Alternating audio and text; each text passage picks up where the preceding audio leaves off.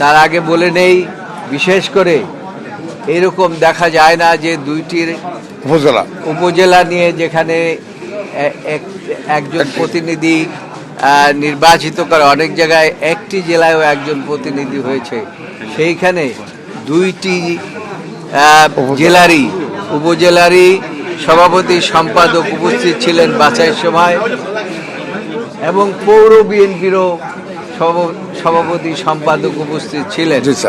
তো সুতরাং এটা অনন্য।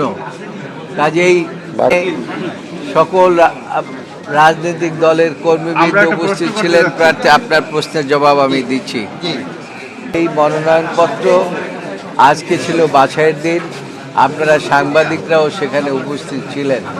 আপনাদেরকে আমি আন্তরিক ধন্যবাদ দিচ্ছি যে আপনারা অনেক কষ্ট করে এই বাছাই অনুষ্ঠানে আপনারা উপস্থিত ছিলেন।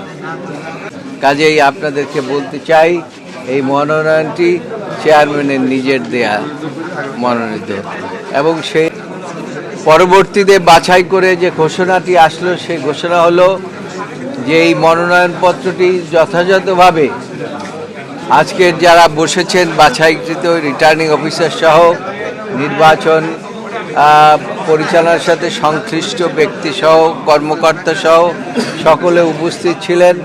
আমাদের এখানে আপনারা জানেন যে পিপি সহ সকল এই বারের আইনজীবীরা সহ আমার সমর্থক শুভাকাঙ্ক্ষী সকলে উপস্থিত ছিলেন, এবং এখানে নির্বাচন কমিশন যথাযথভাবে এই মনোনয়নপত্র বাছাই করেছেন।